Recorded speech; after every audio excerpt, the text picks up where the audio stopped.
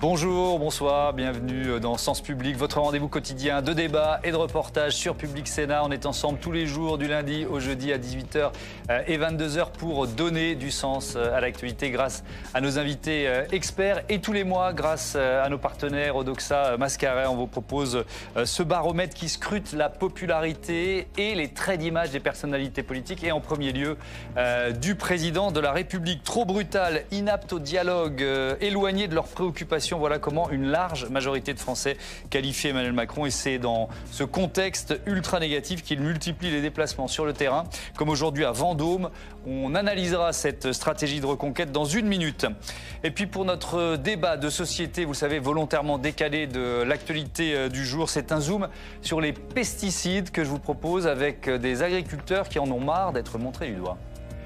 C'est énervant de se lever le matin et puis de dire qu'il y a des gens, ils croient qu'on est là pour les intoxiquer, les polluer. Alors que nous, c'est pas notre but.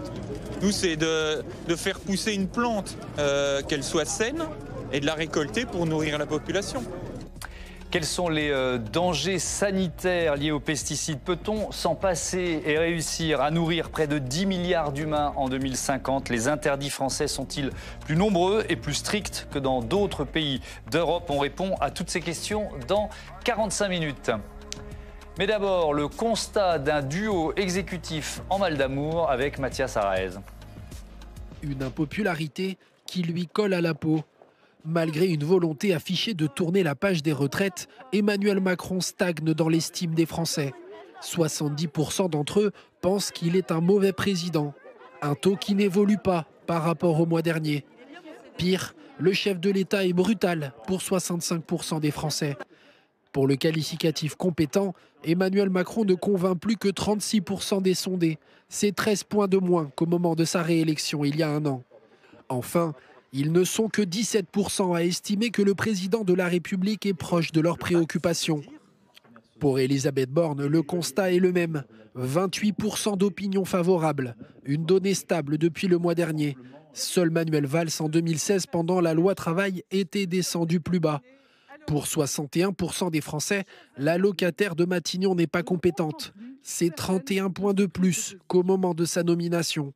72% l'estiment fermée au dialogue. Et pour 66% d'entre eux, elle ne peut plus rester à la tête du gouvernement.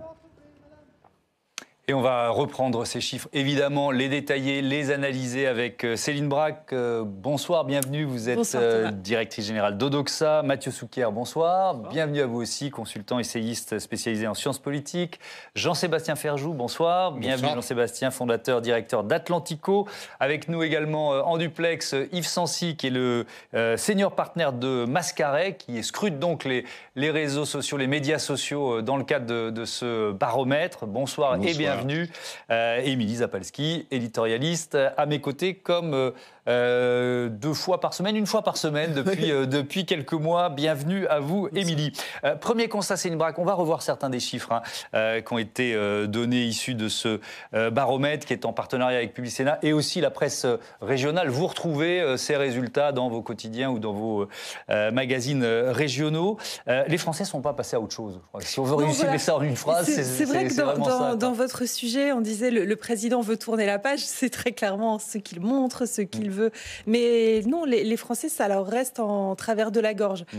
J'entendais qu'à l'Élysée, on disait OK, de toute façon, on va arrêter les mesures salées, on va passer au sucré. Mais c'est un peu comme si les gens n'avaient pas supporté le plat de résistance, qui faisait une grosse indigestion et qu'on leur disait et maintenant le dessert. Et non, en fait, on n'a plus faim, c'est trop tôt, on veut faire une pause. Et donc, le fait de voir le président comme ça tout le temps, tous les jours, même s'il leur annonce qu'on est passé au dessert, eh bien, ça ne passe pas. Et c'est vrai qu'aujourd'hui, la popularité du président, elle est faible. Enfin, il y a 70% de mauvaises opinions. 30% de bonnes opinions, ça n'a pas encore baissé. C'est une évolution sur un mois. Le baromètre, c'est mois par mois sur ce niveau de popularité. Ça ne bouge pas, là. C'était pareil. Ça avait beaucoup baissé le mois dernier. Il avait perdu 6 points. Il a perdu 11 points depuis l'annonce de la réforme des retraites. Pour Elisabeth Borne, elle a perdu plus vite du terrain et là, elle stagne. Ce sont des niveaux bas. Et derrière cela, alors on rentrera sans doute dans le détail tout à l'heure, mais on voit qu'il y a beaucoup de qualificatifs. Alors on peut en retenir un, extrêmement sévère. Le terme brutal quand même qui ressort, et ça, il faut que vous nous détailliez effectivement le résultat sur ce trait d'image spécifiquement. Voilà, c'est-à-dire qu'il est dynamique, ça les Français le disent, 55% disent il est dynamique, mais ils sont 65% à dire c'est quelqu'un de brutal. C'est 16 points de plus depuis son élection. Ça veut dire Parce que là, le comparatif est sur un an, on est bien d'accord. Pardon, excusez-moi. Oui, là, c'est sur un an. Ça veut dire que c'est déjà quelque chose qui lui était quand même attribué, c'est-à-dire le fait que ce soit quelqu'un qui passe en force. Mais cette réforme des retraites, c'est vraiment le symbole de la réforme que l'on passe au forceps, que l'on impose. Il y a aussi un autre attribut qui est le fait que les Français considèrent qu'il n'est pas ouvert au dialogue. 80% des Français le disent. Et c'est vrai qu'il a beau, lui, aller sur le terrain en disant... ça, on y reviendra un peu plus tard. Moi, je parle et la vous ne m'écoutez pas, vous bouchez les oreilles. Mais en fait, au départ... C'est à lui qu'on reproche cela. Oui, c'est ça qui est intéressant. On y reviendra en détail sur ces autres traits d'image. Mathieu Souquier, si on prend un peu de recul historiquement, de toute façon, on le sait bien, les réformes des retraites rendent rarement l'exécutif populaire. Mais est-ce qu'il y a là une dimension supplémentaire, justement avec, vous l'évoquiez, cet empilement d'outils d'efficacité constitutionnelle, on pourrait appeler ça comme ça, qui sont tous légaux, mais qui se sont succédés. Est-ce que il y a ce cran supplémentaire dans, j'allais dire, la détestation. C'est peut-être un peu fort, mais on n'en est pas loin pour ça. Non, je ne crois pas que ce soit fort, justement. Le pouvoir est une école d'impopularité. Donc, de ce point de vue-là, il n'y a pas de surprise, il n'y a pas de nouveauté. Alors, l'impopularité d'une première ministre ou d'un président de la République, ça ne vaut pas la même chose, parce qu'une première ministre, on peut la remercier et la remplacer. Donc, ce n'est pas un problème insoluble, l'impopularité à Matignon. L'impopularité à l'Élysée, c'est plus compliqué. Et même si, pour le coup, il y a des précédents en matière d'impopularité et de défiance, et même, on a tous ressorti les cotes concernant Nicolas Sarkozy, François Hollande, etc. Il y a eu parfois pire qu'Emmanuel Macron. Il y a effectivement une spécificité qui concerne Emmanuel Macron. Il y a la défiance, mais il y a la défiance avec la longévité. C'est-à-dire que les niveaux de défiance atteints par ses prédécesseurs, c'était en deuxième partie de quinquennat, en deuxième partie de mandat, et à l'approche d'un rendez-vous démocratique qui était la future élection présidentielle. Là, le problème, c'est qu'on ne fête pas le premier anniversaire de Macron à l'Élysée, mais le 6e anniversaire d'Emmanuel Macron à l'Élysée. Donc le niveau de défiance, il intervient beaucoup plus tôt que d'habitude. Et par ailleurs, si on compare simplement avec son prédécesseur, c'est une défiance qui ne génère pas, comme avec François Hollande, dont la présidence était dite normale, ou en fait très horizontale par rapport à celle d'Emmanuel Macron. François Hollande, quand ça marchait, l'opinion le considérait comme plutôt sympathique. Alors, je ne sais pas si c'est une qualité qui est importante pour un chef d'État, mais les gens le trouvaient plutôt sympa, parce qu'il ressemblait à tout le monde. Et puis quand ça s'est inversé, les gens l'ont trouvé à tort ou à raison nul. Et du coup, le sentiment suscité, c'était du mépris. Oui, c'est ce que j'allais dire. Et oui, alors je ne sais pas ce qu'il vaut mieux choisir entre le mépris et la détestation, mais on voit bien que dans le contexte, en tout cas, la détestation que la présidence ultra-verticale d'Emmanuel Macron suscite a quelque chose d'inédit et de dangereux. L'ancien candidat Europe Écologie Les Verts à l'élection présidentielle, Yannick Jadot, va jusqu'à parler d'une dérive illibérale d'Emmanuel Macron. Est-ce que vous jugez ce qualificatif exagéré, Jean-Sébastien Ferjou ? Illibéral, on voit bien que ça renvoie à Viktor Orban, puisque c'est Viktor Orban qui a revendiqué ce terme de démocratie illibérale. On n'est pas tout à fait quand même au niveau de la Hongrie. En revanche, je pense que oui, on est entré sur un chemin, quand on voit en termes de restriction des libertés publiques, on l'avait déjà connu au moment du Covid, sans que ce soit proportionné à de véritables exigences ou en tout cas efficacité sanitaire. Et là, on le voit. Regardez, aujourd'hui, les manifestations avaient encore été interdites et l'arrêté préfectoral a été annulé par le tribunal administratif. Par la justice. Je pense qu'en termes de liberté publique, oui, il y a quelque chose d'inquiétant dans ce que le gouvernement est en train de mettre en œuvre, même si, évidemment, même s'il allait plus loin, nous serions encore très très loin de la dictature. Mais je pense qu'il y a quelque chose de très personnel avec Emmanuel Macron. C'est-à-dire que c'est une détestation personnelle, elle n'est pas très politique. Est-ce que c'était pas déjà ça avec Nicolas Sarkozy, par exemple ? Mais justement non. C'était plus politique que personnel. Il y avait une dimension personnelle. Nicolas Sarkozy pouvait irriter les gens, mais il y avait quand même toujours la gauche et la droite. Donc il y avait quand même des gens de droite qui continuaient. Alors, il pouvait irriter aussi parfois chez certains à droite, mais ça s'inscrivait quand même dans un paysage politique, parce que là, il y a quelque chose, moi je trouve qu'il y a une règle non écrite de la démocratie dont on parle assez peu. Pour que la démocratie fonctionne, il ne faut pas uniquement respecter les institutions, il faut que l'alternance paraisse possible. Et là, parce qu'Emmanuel Macron a nié le clivage gauche-droite, parce qu'il a essayé de lui substituer un clivage les raisonnables contre les déraisonnables, le cercle de la raison contre les populistes, les démagogues, les extrémistes et que sais-je comme qualificatif, qui discréditent absolument les autres. Il ne considère pas que ce sont des adversaires politiques, il considère que ce sont des dangers.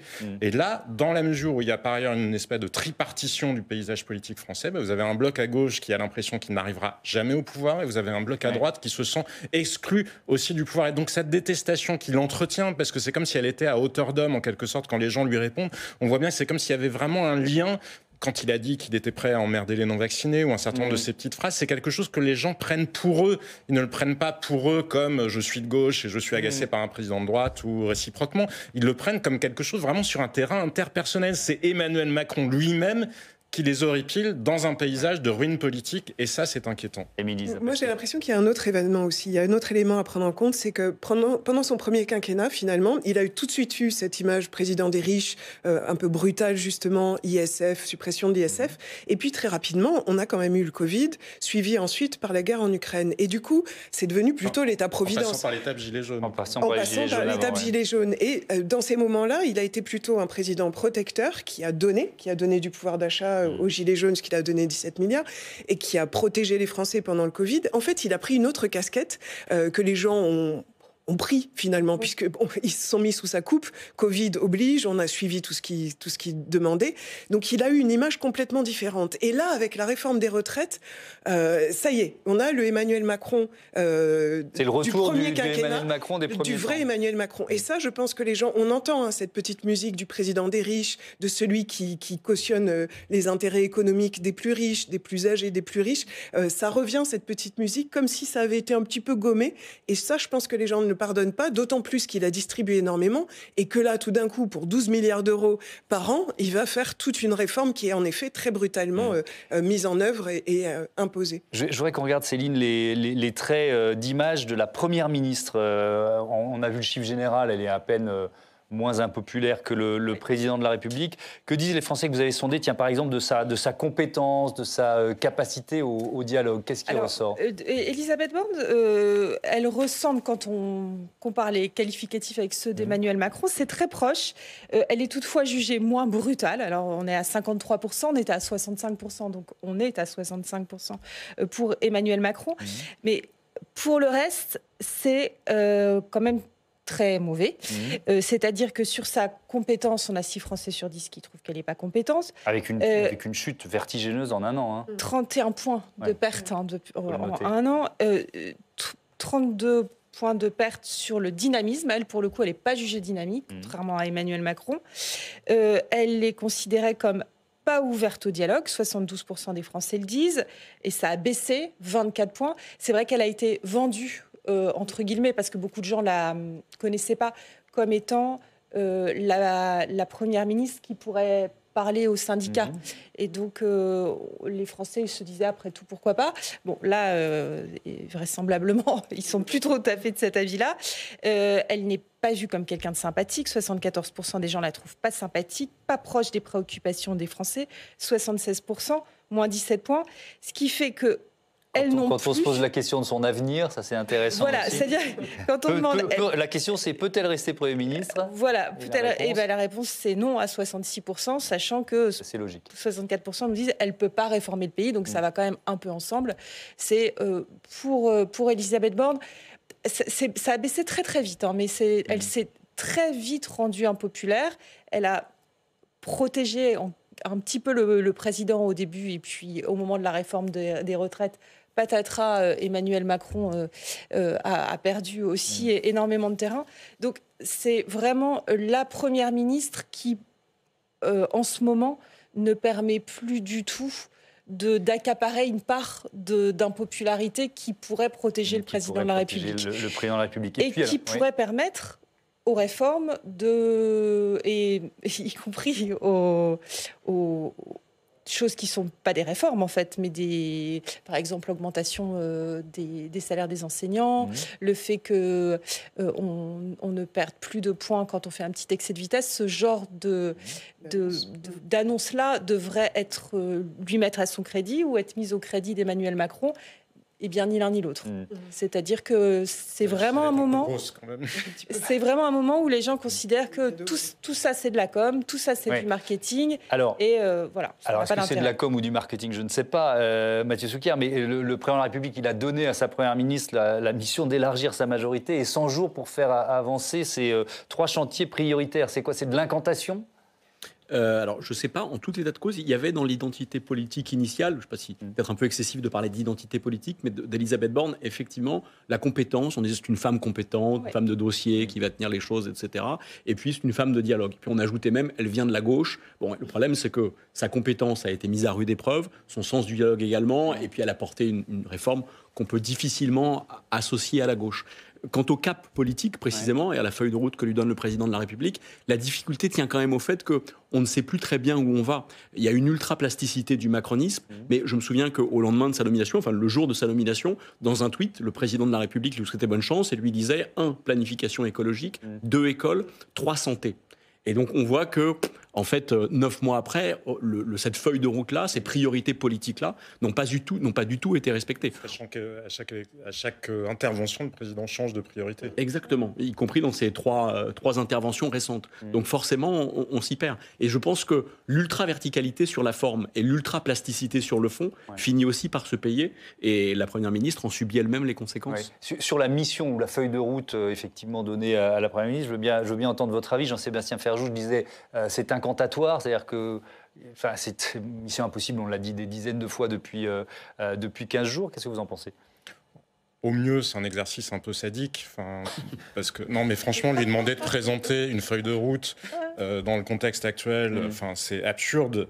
Et au pire, et je pense que c'est là le plus grave, c'est encore une fois démonétiser, c'est l'escalade dans la démonétisation de la parole publique. À quoi ça rime de donner une feuille de route à quelqu'un dans un contexte politique où de toute façon, elle ne peut pas la déployer, quoi qu'il en soit. Il n'y aura pas de majorité élargie, il n'y aura vraisemblablement pas de majorité par projet, et la majorité elle-même, la majorité relative, celle qui soutient le gouvernement, est elle-même en plein trouble. Donc c'est totalement absurde de faire comme si tout ça n'existait pas. Et moi, je trouve que c'est inquiétant parce qu'on voit des interventions du président de la République, il fait des promesses. Le sujet n'est pas la promesse en soi, mais alors là, dans le Parisien, on va maintenant isoler toutes les écoles, mais souvenez-vous, il y avait un dimanche, il s'était réveillé, il voulait construire des RER dans toutes les métropoles de France. À chaque fois, il n'y a pas de plan de financement, pas de calendrier, il n'y a pas de concertation avec les gens qui sont censés prendre les décisions, les présidents de région ou les machins. Mais peu importe, il nous fait les annonces quand même. Et c'est grave d'un point de vue démocratique. C'est grave de démonétiser. Sarko faisait ça très bien à son époque. Je pense qu'il y avait un peu plus de fonds politiques et de négociations quand même. Il y avait une majorité, il y avait un gouvernement, il y avait des personnalités qui pouvaient s'opposer au président. Là, on voit bien que ça n'est pas le cas parce que le banc de touche du macronisme, il est très faible. Et la promesse initiale, au-delà de la plasticité idéologique, la promesse initiale, c'était quoi ? C'était « Ok, je vais vous débarrasser de la gauche et de la droite parce que c'est ringard, ils sont tous nuls, machin, etc. Mais on va être efficace. » Mais non, il n'a pas été efficace. Et la brutalité... C'est rassembleur, en fait. La brutalité, donc, oui, absolument. Ce sont les deux promesses du macronisme. La perception de la brutalité, elle vient de là.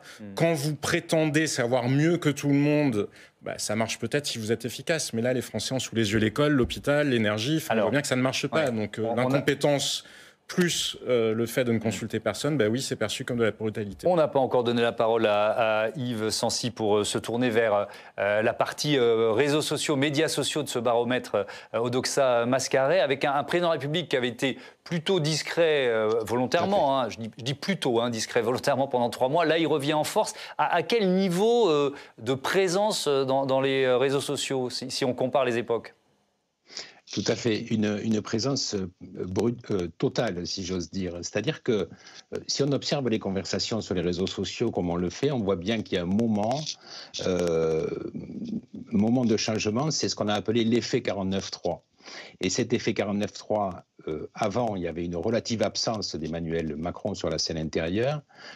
Depuis, il y a une présence totale avec, on l'a dit, une contestation à la fois personnelle, puisque on va dire que c'est Emmanuel Macron qui fait l'objet de tous les ressentiments, à la fois sur la question de la réforme, mais également sur la pratique du gouvernement.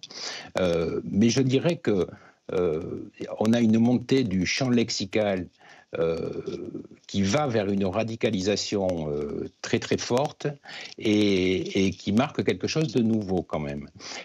Cette radicalisation et cette contestation, elle n'est pas institutionnelle en réalité. Il n'y a pas de contestation institutionnelle, mais par contre, elle est sur une personnalité et sur la pratique de gouvernement. Quand je dis sur la pratique de gouvernement, c'est que ce 49.3 et ce qui s'en est suivi, et peut-être aussi une stratégie qui a consisté à dire le gouvernement et le président sont du côté des institutions, or il n'y a pas d'attaque de légitimité institutionnelle, mais politique. Ça a été noté tout à l'heure, le gouvernement n'a pas de majorité, c'est aussi peut-être ce qui en fait sa faiblesse politique. Mais on se retrouve dans une situation où il n'y a pas de contestation institutionnelle. Par contre, on a une violence de plus en plus forte sur les évocations autour d'Emmanuel Macron et également de la pratique, de la manière d'utiliser les institutions. C'est un peu comme si les conversations étaient autour du fait que le gouvernement n'aurait pas respecté les règles du jeu. Et il y a un fort respect des règles du jeu, mais les Français considèrent que autant les syndicats et peut-être même les oppositions, et particulièrement les oppositions de gauche, ce qui est une surprise, se retrouvent dans une situation au centre de toutes les attentions et ont respecté les règles du jeu en tant qu'opposants, mais le gouvernement ne l'aurait pas fait et Emmanuel Macron ne les aurait pas respectés non plus. Merci Yves Sancy, on revient vers vous tout à l'heure, malgré la décision du Conseil constitutionnel qui, on le rappelle, a validé en fait, la procédure et l'essentiel de la réforme. On va parler de la stratégie d'Emmanuel Macron, stratégie de communication. Je propose à Steve Jourdain de nous rejoindre. Bonsoir Steve, bienvenue à vous. On le sait, Emmanuel Macron s'est donné 100 jours pour apaiser et continuer de réformer, les deux en même temps. Il était en déplacement dans le Loir-et-Cher aujourd'hui. Il a une nouvelle fois été, on peut dire, chaudement accueilli. Oui, déplacement sous haute sécurité ce mardi dans la ville de Vendôme. Le chef de l'État a visité une maison de santé pour ce 3e déplacement présidentiel depuis son allocution il y a une semaine. On rappelle que jeudi dernier, il était dans le département de l'Hérault où des manifestants et des syndicalistes l'attendaient sur place. Pour l'occasion, le préfet du département avait décidé d'interdire les casseroles et aujourd'hui, rebelote, un arrêté a été pris par son homologue du Loir-et-Cher avec une petite particularité cette fois puisque non seulement les casseroles ont été interdites mais aussi les rassemblements revendicatif. L'arrêté se base sur la législation antiterroriste et considère que l'interdiction de se rassembler est justifiée au regard du fait que le président représente une cible symbolique. Je précise que cet arrêté a été suspendu en fin de journée par la justice. La manifestation a quand même eu lieu, mais à distance de la maison de santé que visitait Emmanuel Macron. Et alors ces rassemblements bruyants, c'est aussi une façon de fêter les 1 an de la réélection d'Emmanuel Macron. Oui, les 1 an de la réélection d'Emmanuel Macron, c'était hier. Pour l'occasion, des concerts de casseroles étaient organisés un peu partout en France. Ils ont réuni parfois plusieurs centaines de personnes. À Rennes, on va le voir, les manifestants se sont retrouvés devant la mairie. À Marseille, ils se sont donné rendez-vous avec des casseroles et des ustensiles de cuisine sur le Vieux-Port. Même chose à Lyon ou encore à Paris, devant l'hôtel de ville où le rassemblement a viré à la manifestation sauvage. Le mot d'ordre, c'est toujours le même depuis une semaine. Non à la réforme des retraites promulguée par le chef de l'État. Écoutez. Il ne veut pas écouter le peuple, donc il ne veut pas écouter le fait que les gens appellent à la démission. Donc il faudrait que, déjà qu'il essaie de changer radicalement de voie, qu'il n'ouvre pas la voie aux extrêmes droites, comme il est en train de le faire, et qu'il s'engage dans ce qu'il a promis, dans un système social qu'il a promis d'améliorer. Les déplacements des ministres sont également ciblés. Oui, la visite à Lyon du ministre de l'Éducation nationale a été très fortement perturbée hier. Pape Ndiaye se rendait à l'Institut national du professorat et de l'éducation. Une centaine de manifestants, vous le voyez, l'attendaient. Sur place, on va écouter l'un d'entre eux. Pape Ndiaye, comme tout ministre, sera poursuivi par les bruits de casseroles tant qu'ils n'auront pas retiré leur réforme. Et puis deuxième élément, on a quand même un gros sujet de contentieux en ce moment avec le ministre sur la question de la revalorisation des personnels de l'éducation nationale. Et donc du coup, on tenait à se signaler à l'occasion de sa venue. Son retour à Paris, même comité d'accueil dans le hall de la gare de Lyon. On va le voir sur les images. Thomas, le ministre a finalement pu être exfiltré de la gare sans passer devant les manifestants. Alors plusieurs autres ministres ont été chahutés ces dernières heures. La secrétaire d'État à l'enfance, Charlotte Caubel, a même dû renoncer hier à un déplacement prévu dans le Val-de-Marne. Motif, son dispositif de sécurité n'était pas tout à fait au point pour faire face à ces manifestants. Merci Steve pour ces explications. On reviendra sur ces concerts de casseroles dans un instant, mais on reste concentré là sur la stratégie de communication d'Emmanuel Macron. Je vous propose d'écouter une première analyse, celle de Philippe Moreau-Chevrolet, communicant et professeur en communication politique à Sciences Po. L'idée d'Emmanuel Macron, c'est de provoquer une nouveauté par jour. Ça peut passer par un clash, par une petite phrase. L'idée, c'est d'occuper le terrain le plus possible et que, comme c'est le président, tous les regards en France convergent vers le président. Donc, on ne va parler que de ça. Ça, c'est le contexte, la description. Émilie, on a eu le grand débat. Là, c'est des petits débats, c'est ça ? Oui, si vous avez aimé le grand débat national, vous allez adorer les petits débats d'Emmanuel Macron. Alors, il faut dire qu'on a déjà commencé à le voir dans cet exercice depuis plusieurs jours. Depuis, en fait, la validation de la réforme par le Conseil constitutionnel. On l'a vu donc en Alsace le 19 avril. Il parlait de réindustrialisation. Puis après, dans l'Hérault, comme c'était souligné là par Steve le 20 avril, sur le thème de l'éducation. Et comme le disait justement Steve, toujours avec ce concert de casseroles qui le suivait. On va visionner d'ailleurs un extrait de l'une de ses prestations. Donc c'était sur le thème de l'éducation dans l'Hérault. Alors regardez bien, Macron qui parle, les autres autour de lui qui écoutent. On est vraiment dans un remake du grand débat national. Et donc le pacte, c'est de dire, et nous on fait le pari qu'il y a au moins un tiers des enseignants qui adhéreront, c'est de dire les tâches toutes les missions que vous voulez faire en plus, pour qu'elles soient pérennisées.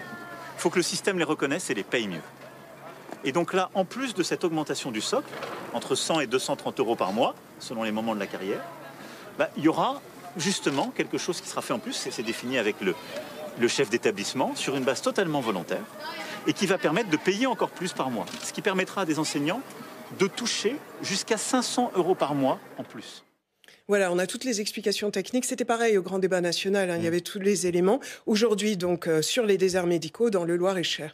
Le but, l'objectif de ces déplacements et de ces annonces? Alors, le principe, c'est simple. Faire passer la pilule de la réforme des retraites, qui n'est décidément pas passée, en multipliant les contacts avec la population, et puis en multipliant les annonces durant ces 100 jours d'apaisement et d'action. L'Élysée prévoit 2 déplacements par semaine de ce type. Le président, il en est convaincu, il l'a redit, si les choses se passent mal, c'est parce qu'il n'a pas été assez présent pour défendre sa réforme. Alors, il faut comprendre en creux que les autres, les ministres et puis la première ministre, n'ont pas fait le job en quelque sorte.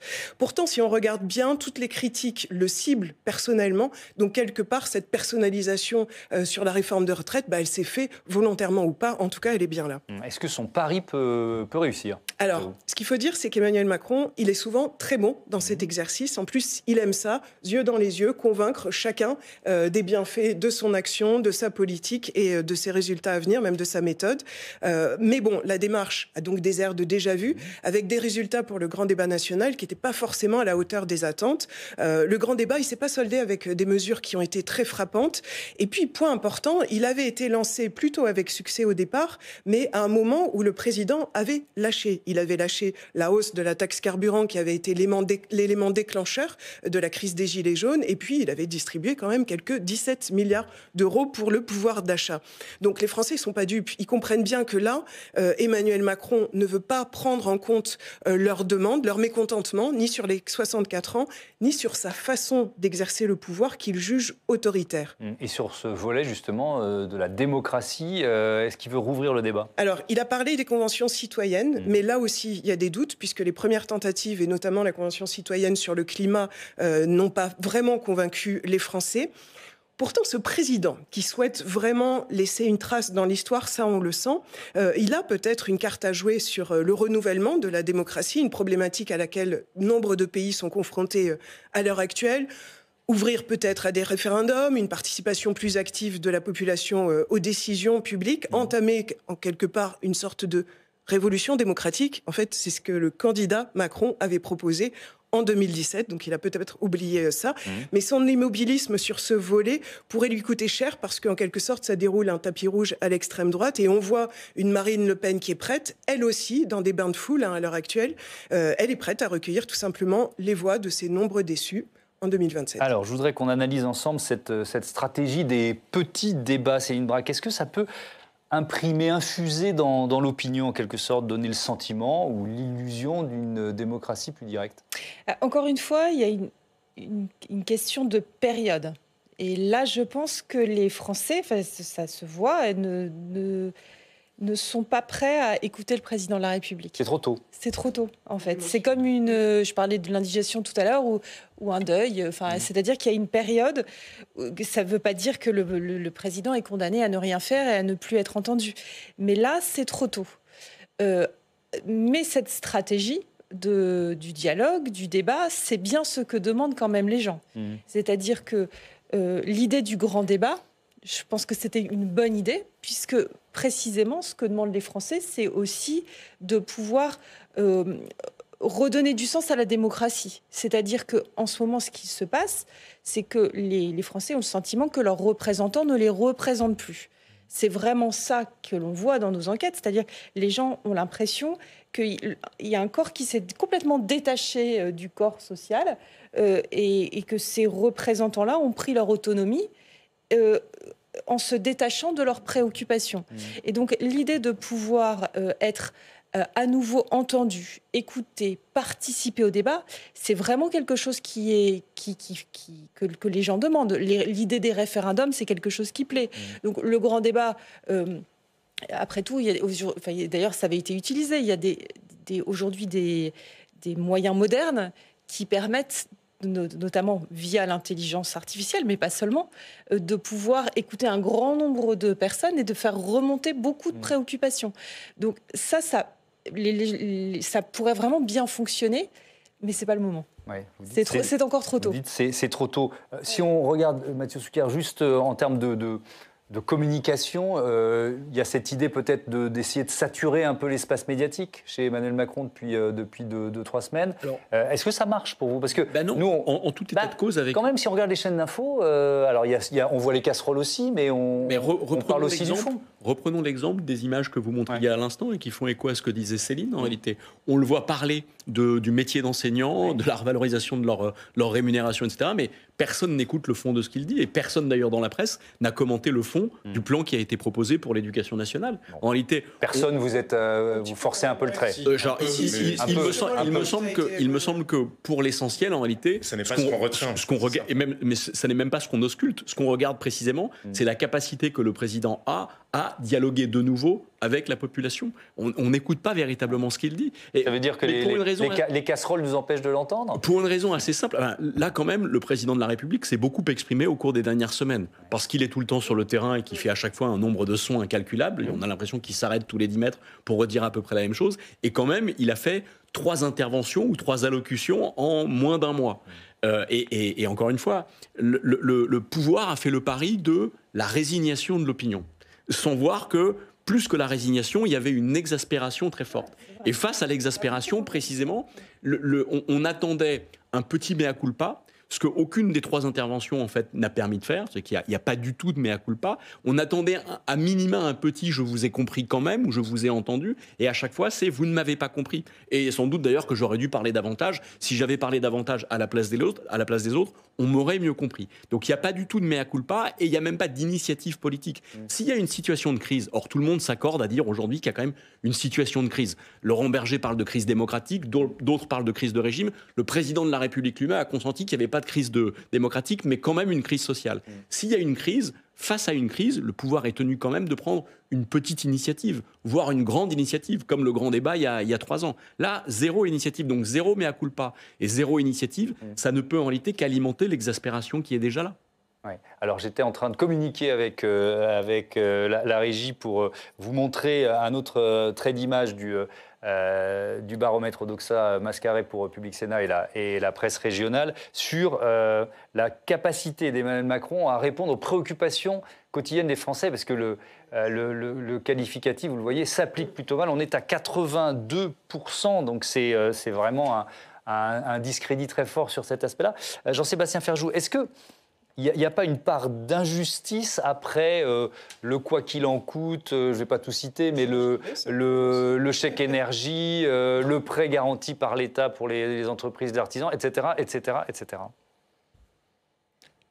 Oui, certainement, mais ce qui compte, c'est les aspirations des gens et la manière dont ils se projettent dans l'avenir. Parce que quand vous regardez le pouvoir d'achat ou les chiffres du chômage, ils ne sont pas mauvais en soi, simplement ils ne correspondent pas à ce que les gens espèrent de leur vie ou à ce qu'ils imaginent pouvoir être la vie de leurs enfants. Et c'est ça probablement qu'Emmanuel Macron peine à comprendre aussi, parce que lui, il parle juste de chiffres, et là où probablement ça se joue sur un terrain émotionnel. Oui, mais donc ça veut dire que tout le crédit du président protecteur qu'on pouvait, d'ailleurs qui se sentait dans sa cote de popularité pendant 2 ans, il l'a perdu en 3 mois avec les retraites.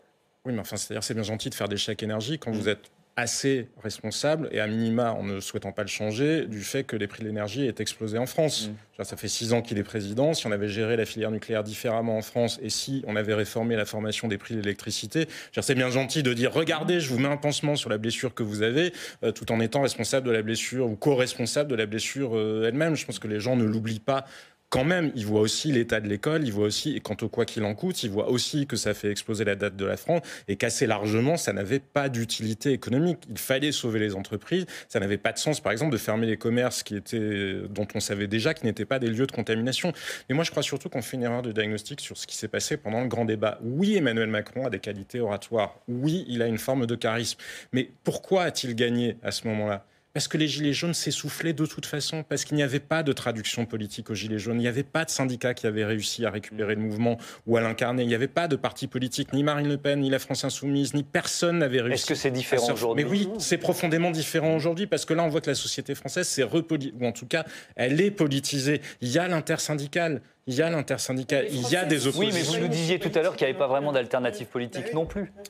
Il n'y a pas d'alternative politique, mais il y a des gens qui sont présents dans le débat et il y a des rendez-vous démocratiques. Regardez, d'ailleurs, on va bien voir, moi je pense que ça pourrait jouer en sa faveur, le rendez-vous du 8 juin. Vous savez, la fameuse niche parlementaire du groupe Lyotte qui doit présenter, essayer de faire voter une proposition de loi. Revenir sur les 64 de 2 choses l'une. Soit effectivement, il y a une majorité. Alors on peut imaginer que la majorité, c'est de faire de l'obstruction parlementaire, comme l'a fait la NUP. Je pense que ça serait prendre un risque parce qu'ils sont déjà crédités d'attitude peu démocratique. Mais de 2 choses l'une. Soit effectivement, il n'arrive pas à empêcher le vote de cette loi-là, et de toute façon, il n'y a pas d'autre solution qu'une dissolution, soit pour le coup, ça lui redonne un peu d'oxygène en disant il n'y a pas d'autre majorité. Mais quoi qu'il en soit, il surestime son talent personnel. Il a été élu parce que ça a été un accident. Non, mais je veux dire, ça ne veut pas dire qu'il n'ait pas de talent. Il a compris plus intelligemment que les autres l'état des partis. Il a su se placer, se faire adouber par le système. Il a des tas de qualités. Mais ça n'empêche pas que c'était un alignement de planètes sans précédent. De la même manière que là, il bénéficie beaucoup de la nullité, en quelque sorte, des autres, ou à minima, dans ce que les Français en ressentent. Et ça ne veut pas dire, je pense que lui imagine qu'il est un génie politique. Je ne crois pas qu'il soit un génie politique. Je pense qu'il a quand même été assez fort en 2017 pour s'imposer de rien et avancer comme ça. C'était peut-être un coup marketing. Parce que François Hollande était empêché, parce que Manuel Valls c'était peut-être un coup marketing politique plus qu'un coup politique tout court. Moi, je pense que sa faiblesse... Pardon, mais je rappelle un élément de base, on l'a vite oublié, c'est le seul sous la Ve République à avoir été élu, réélu. C'est ça, donc on ne peut pas lui enlever ça quand même. Mais simplement... Je ne dis pas pour autant que c'est un génie politique, je ne vais pas prendre parti, mais quand même. Sa fragilité ou sa faiblesse, et je pense que c'est ça qui fait écho au manque de préoccupation, au manque d'atteinte des préoccupations des Français, c'est qu'il a une vision très comptable en fait de la société. Donc hop, on va faire baisser le chômage, on va faire les impôts ci, les impôts ça, et finalement les Français lui renvoient la même chose. D'ailleurs, ils sont en train de préparer une plateforme où on va savoir presque les impôts qu'on va payer, ce que ça va nous renvoyer comme bien de la société. Donc c'est une vision très donnant-donnant. Et il n'y a pas de vision. Parce qu'il nous reste 5 minutes, je voudrais qu'on parle des autres personnalités. Il n'y a pas de vision d'ensemble pour embarquer tout le monde. La seule vision que les gens ont trouvée, c'est une vision contre lui. Il n'y a pas de vision politique sur où il nous emmène. Un dernier mot là-dessus, Jean-Sébastien. Oui, sur ce que je vous dis, sur le fait qu'il ne soit peut-être pas le génie politique qu'il est. Je ne dis pas qu'il n'a pas de qualité. Oui, il a été réélu, mais pourquoi a-t-il été réélu ? Parce que dans un paysage de confusion idéologique absolue, les institutions et le scrutin à 2 tours fait que celui qui est au centre gagne. C'est pas plus compliqué que ça. Alors, vous voulez la parole, mais vraiment très vite, sinon on ne va pas pouvoir parler des autres. Il a été réélu, mais les 2 fois face à l'extrême droite. Ça change un peu la donne. Deuxième dimension, je pense que ce qui se passe aujourd'hui est de plus grave en fait pour Emmanuel Macron, c'est l'affaissement de son socle. Après les Gilets jaunes, sa base électorale, et je parle sous le contrôle de Céline, s'était consolidée, s'était renforcée et lui avait permis en fait de reprendre une dynamique. Aujourd'hui, c'est très différent. On voit bien que c'est un peu la fin du fan club. Ceux qui détestaient Emmanuel Macron... Il lui reste les 3/4 de ses électeurs du premier tour. Ouais, sauf que depuis l'usage du 49.3, par exemple, la moitié de sa base a considéré que c'était une très mauvaise manière. La moitié des Français considèrent qu'il y a des violences policières. Donc son socle s'effrite. Et là, pour le coup, c'est ce qui fait son affaiblissement du moment. Allez, on parle des personnalités politiques, parce que c'est aussi ce qui est passionnant dans le baromètre Odoxa Mascaré. Vous testez la cote d'adhésion et de rejet. On commence par l'adhésion avec un Édouard Philippe qui retrouve un niveau assez élevé. Voilà, c'est ça. Il reprend 6 points. Il avait perdu beaucoup de points le mois dernier. Pour ceux qui ont loupé le dernier épisode, le mois dernier, tous les proches ou pas trop loin d'Emmanuel Macron, en tout cas qui pouvaient être considérés comme des soutiens de la réforme des retraites, avaient perdu énormément de terrain. Donc tout le monde regagne un peu de terrain, et donc Édouard Philippe le premier. Enfin, Édouard Philippe, il faut quand même dire que dans notre code d'adhésion, donc on teste en tout 24 personnalités, c'est le seul qui a plus d'adhésion que de rejet. Tous les autres ont plus de rejet que d'adhésion. En réalité, ce qui se passe en ce moment, c'est que Emmanuel Macron tire vers le bas, pas en termes de niveau, mais en termes de popularité, la totalité des personnalités politiques. Au mieux, vous voyez, après Édouard Philippe qui a 40% d'adhésion, on a Marine Le Pen à 34% qui continue à gagner un peu de terrain. Qui est en deuxième position. C'est son meilleur score. Bruno Le Maire, 26%. Fabien Roussel qui gagne pas mal de terrain, 26% plus 4 points. Mais vous voyez, avoir des personnalités qui sont les plus populaires avec des niveaux à 26-34%, c'est franchement faiblard. Avec 2 personnalités Rassemblement National dans les 6 premiers, Mathieu Souquier, c'est quoi? C'est la normalisation réussie? Oui, alors, mais par ailleurs, même la séquence politique. On parlait tout à l'heure de l'ultraplasticité du macronisme. Le macronisme, depuis le départ, en fait, se pose comme l'ennemi et le rempart contre l'extrême droite. Et il y avait dans la promesse initiale du macronisme le dépassement, la réconciliation avec la politique et le recul de l'extrême droite. Alors, il n'en est rien, et en particulier depuis le début de ce quinquennat, quand même, qui n'est pas du tout le même que le précédent.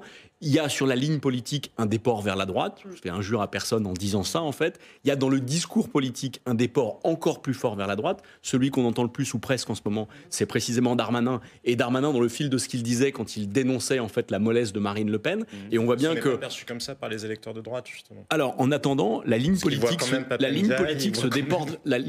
se déporte vers la droite, le discours politique se déporte encore plus vers la droite, et le débouché politique, on le voit à travers les sondages, c'est à partir de la ligne politique défendue quand même, une extrême droite qui ne cesse de monter. Alors, et puis je vais donner le podium du rejet. Éric Zemmour à 63% de rejet, Jean-Luc Mélenchon, Gérald Darmanin, Sandrine Rousseau, Éric Ciotti et Marine Le Pen, qui est dans les 6 personnalités les plus rejetées par les Français. Je termine avec vous, Yves Sancy, une intervention assez courte, s'il vous plaît, parce qu'il y a un élément qui, moi, m'a surpris, ou en tout cas intéressé.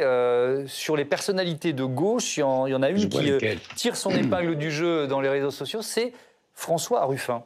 Expliquez-nous. Alors, en effet, ça peut paraître surprenant compte tenu de l'ensemble des commentaires qu'on entend d'abord sur la France insoumise depuis les débats et ensuite sur les hauts niveaux du Front National. Mais sur les réseaux sociaux, où on a un champ lexical, comme je le disais tout à l'heure, qui explose sur les termes de crise, de révolution, de censure, c'est François Ruffin clairement, qui sort son épingle du jeu.